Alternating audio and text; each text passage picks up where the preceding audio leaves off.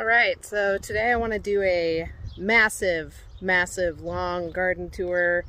Probably be at least 10 minutes. I just want to go through the whole garden, look at what's working, look at what's not working. I experiment a lot, and this year has been a lot about just trying different techniques out and trying to see what works best. You know, now I have the space, so I just feel like experimenting is the best thing to do. So this is the front of the house. Putting some flowers in here. I wanted to get more in, and I had many more from seed, but I got kind of burned out on planting.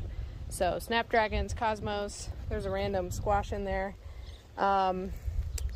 Garlic. It doesn't look as good as the garlic I had in town. Definitely escapes there to harvest. But it did come up, so I was happy with that. These are all blue Hubbard squashes. So I read in a book that planting winter squash among your garlic is a good idea, because as the garlic comes out, your squash will expand. So I will encourage my winter squash to go out towards the parking lot. There is a service berry there. So this is like a pathway that goes down to a patio. I just got these flagstone for pretty cheap on Facebook the other day, so I was just seeing how much space that would cover. So out here, you should not be out here. Out here I forget exactly which squash are which, but these are mostly winter squash. I have some zucchini up here. I've been using a stirrup hoe a lot, and I need to come through again. But the stirrup hoe does really good at quickly cleaning up a lot of these small weeds. This is a perennial sunflower, Jerusalem artichoke, has edible tubers, hollyhock, lots of rhubarb, lots of irises. Yeah, there's squash everywhere though, so this will be entirely green. Again, this was supposed to be more flowers. See, these are all the flowers I meant to plant. I just got so sick of being out here. A lot of bindweed. I'll take that out with the stirrup hoe. I've also been having an issue with little grubs. So I ordered some nematodes, and I have them now, and I've been kind of waiting to do anything else until I have the nematodes in the ground, because I have so many that you'll see a lot of my raised beds. I think the horse manure that I got really encouraged a crazy amount of these grubs. And so like my beans, the roots are totally eaten up. Ruthie, if you're watching this, all of our beans are gone pretty much. They ate a lot of corn. They ate a lot of stuff like that. So that's sad, but so here's my like raised beds. I have 7 in a row plus the herbs down there. Onions are pretty close to being done. Those are where all my beans were, and now it's I see like one bean over there. There's a lot of weeds, obviously. So I'm gonna clear this out. This will be a fall garden. This is still some cover crop that I have down. This is a summer squash bed, and this is looking really good. Also, we actually got a tiller. It's a walk behind tractor. Again, another awesome Facebook find. Walk behind tractor that has a tiller and a you can hook up a lot of different PTO attachments, but and a chipper. And we needed to either rent a chipper or buy one. We have a lot of brush piles everywhere. So I found that on Facebook, and it is a great deal. I guess there's also a what is that? Not wood chopping attachment. Something, wood splitter. A wood splitting attachment that you can get. Nothing is growing over my hoops yet because all my beans died. There's a cucumber over here that hopefully will get up to that point, but it looks pretty sad still. Got 2 mango beets that look good. My squashes are looking great though. I mean, everywhere the squash is pretty much doing awesome. Here's some beans that are still alive. I'll finish up these raised beds real quick. This bed is kind of a trial of golden giant amaranth and a millet, as well as potatoes that have overwintered for a few years. This is the kids' bed. Unfortunately, that side, I am blaming a lot of this on the grubs, unfortunately. This is a herb bed that's looking okay. This is my corn. And see, there's a lot of grubs in here, and this is like the heavy horse manure side. So, I don't know. But down there, I mean, the corn's looking pretty good. Here's sunflowers. Those are looking really good. My janky hail netting has not been tested against the hail, so we'll see. Here's my potatoes. Those are looking good. Here is the squash, the big squash bed. This is a pumpkin right here. And it looks like those are starting to come on. Yeah, everything here is looking good. Getting big, getting nice big. Man, watermelon, I don't know what I'm missing with watermelon. This is the longest I've ever had watermelon plants actually live. But they're definitely way behind everybody else. So I don't know if I just need to feed them like there's no tomorrow or what. Okay, this is really weedy. Really weedy. Sunflowers and corn. I planted some of my last squash plants in here that I didn't know where else to put them, and that worked out well because they'll fill in the spots where the corn didn't do so good. I've got this horsetail everywhere. So, okay, so here's oh, actually, sorry. I told you this is going to be long. The other day I did this food forest type of strip. Elderberry, peppermint, strawberry, peppermint, elderberry, horseradish, lemon balm, another lemon balm that died, horseradish, elderberry. So to get all the plants in that, again, I had a period where I wasn't planting anything because I was just tired of it, and I'm trying to get that. Here's another elderberry. Comfrey, bee balm, black locust, another bee balm, lemon balm, peppermint, valerian, peppermint. And then here's like the back garden, and this hasn't been filmed much. Here's some comfrey roots that I bought, motherwort, some basils, some other herbs, mint. Everything's looking good. Got some rosemary plants from Home Depot. And of course I'm out of breath like always. Lots of tomatoes.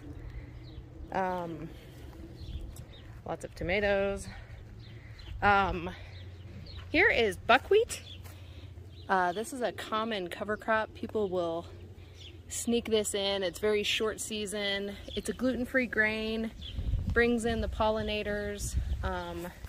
It gets phosphorus from the soil, so I'm experimenting with just letting that go. I think it spilled when somebody was carrying it. So here's a row of black locust. So this will just be like a nice looking aisle type of area, and the locust will bring in lots of nitrogen. Here's some more tomatoes. Tomatoes over there. So here is I want to say 15 by 10 foot bed right here. And okay, so a lot of this, especially. So in this bed in particular, this is 2 different kinds of sorghum that I just want to build up a supply of seed. And so I basically just roughed up the soil with a hoe. So like there's a lot of grass in it and there's weeds poking through everywhere. But I had thought the sorghum all died, and it is here. There's not a ton of it. Hey, don't spray me, Avery. But it's here, and I will get a harvest if it, you know, if it matures. So I'm really excited about that. So this bed was super simple, just kind of roughed it up. So here's the rest. Here's the rest of my nursery that I need to plant. Got some apples, got some raspberries, Siberian pea shrub, lavender. Some of these don't need to be, these are hazelnuts that I overwintered in this box, and then I just transplanted those yesterday. So where should I go next? Okay, so that's the sorghum. And it would be good to go through with a hoe and get the grasses out of there. So this is another bed, and this is basically a cover crop mix. So all of these are sunflowers, got buckwheat, amaranth, there's beans in here. Sunflower is definitely most of what you see here though. I'm trying to see if I can, here's a bean. Mom, here's a bean. This is Russian thistle. This is tumbleweed. We hate this. So what I did here is we had huge amounts of goat bedding here over the winter. And so this was kind of just, I don't know, it was like 3 or 4 inches deep. So what I did was, I just took a triangle hoe and I made furrows. And I planted the seeds, covered up the actually no, I made the furrows, I put down a little bit of sifted compost, and then I put down the seeds, watered them in really good. This was also planted, but the chickens got in here, unfortunately. This is a sweet corn. Windy the goat got in here and snipped the tops, but I think they'll come back. So yeah, this is doing well. I'm tempted to put down the cover crop seed again, because even if I don't get a harvest, it'll be fun. We collected fungi. We collected fungi? Oh yeah, there was a lot of, yeah, this goat bedding stuff is awesome. And it's made from our own goats. Yeah, yep. So it's free. Uh-huh. Yeah, so I try really hard to get good hay. I know was not sprayed with herbicide, just because it does need to be able to go directly onto the garden. Not non-organic. Uh-huh. Okay, so a food forest aisle, you can see it kind of goes all the way down. My landscape fabric blew away a little bit. But the pattern I have here is black locust, comfrey, elderberry, black locust, comfrey, elderberry. So I have like, what, 1, 2, 3, 4 elderberries down here. Sunflower, buddy. Oh yeah, sunflower. Or a black. And then I have more black locust down there. I'll probably put more serviceberry along the edge. So this is like a food forest concept, basically. The elderberry, of course, is our fruit-bearing shrub here. The comfrey helps support that. You can use it as mulch. It shades it. It brings up nutrients from deeper in the soil.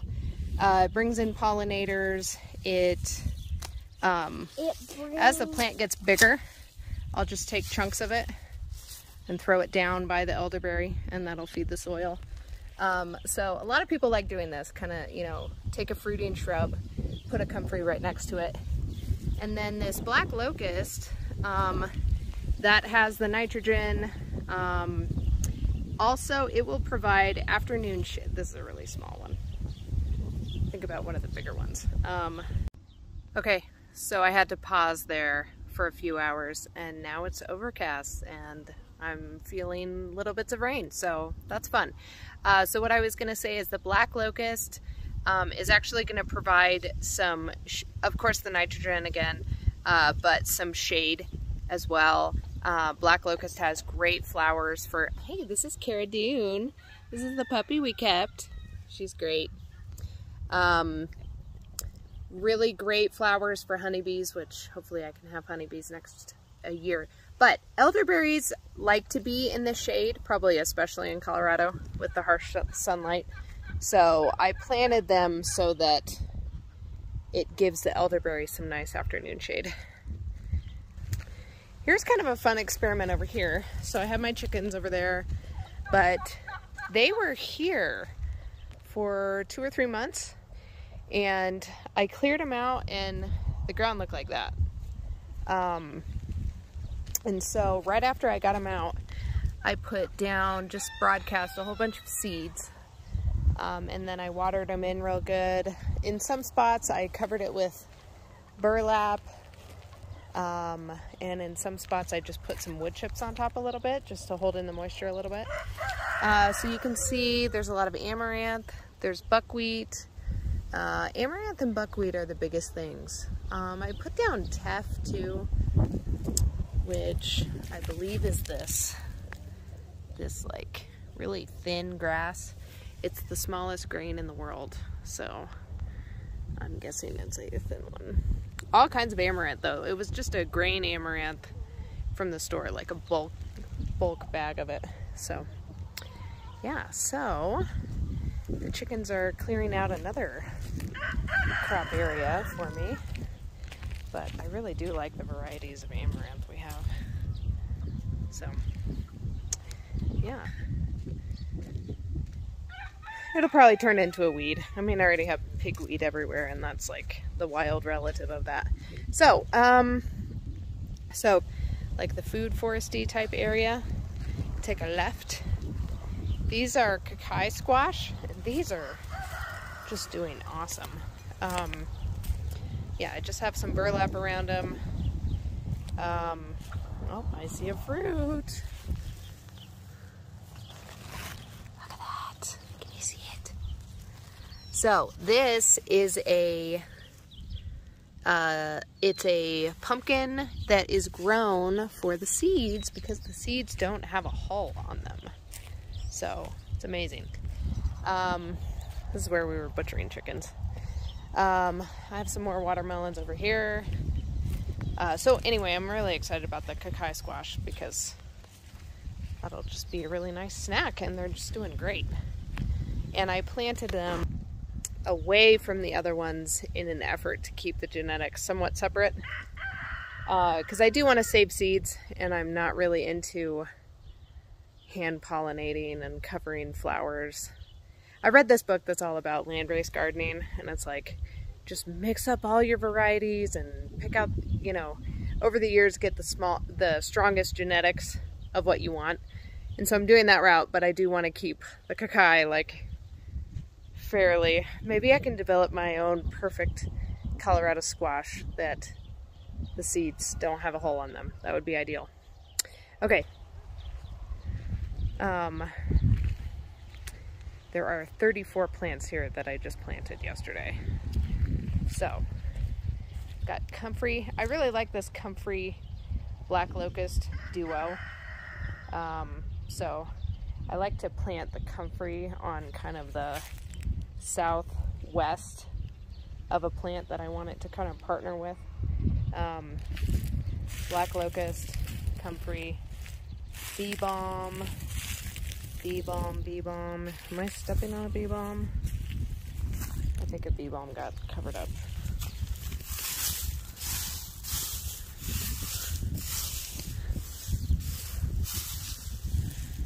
I don't know. Oh, no. Okay, there's the diamond. Bee balm, bee balm, bee balm, black locust, horseradish black locust. And then I have 4 raspberries. See, the raspberries were getting kind of sad, so I was like, okay, I need to plant them. I've got some nettles back here. Comfrey, apple, mint, Marshmallow. Got a black locust, peppermint, comfrey, Ella Campaign, marshmallow, black locust, comfrey, black locust, horseradish, black locust, horseradish. Yeah, so I am very excited for this because this apple will just like be kind of right at the center of this triangle, and then everything else will just be a nice lush. We've been dumping goat bedding there for years, so everything that is there really likes fertile soil, moist soil. I'm trying to keep things that like moisture together so that it's like, okay, I can just set up a sprinkler and get the area that needs a lot of moisture, whereas the drier areas, obviously, I wouldn't need to water so much. I'm trying to think if there's anything else for the garden. I don't think so. Maybe I'll just say, in the front garden area, in the leach field, I had just taken the triangle hoe and made a couple rows, and between all the weeds, there are more cover crop seeds coming up there. Mostly sunflower. I am having very good luck with sunflower this year, so that's exciting. So anyway, that is the garden tour. Let me know your thoughts. Let me know what you enjoyed. Any suggestions you might have. So yeah, we're having fun. See ya.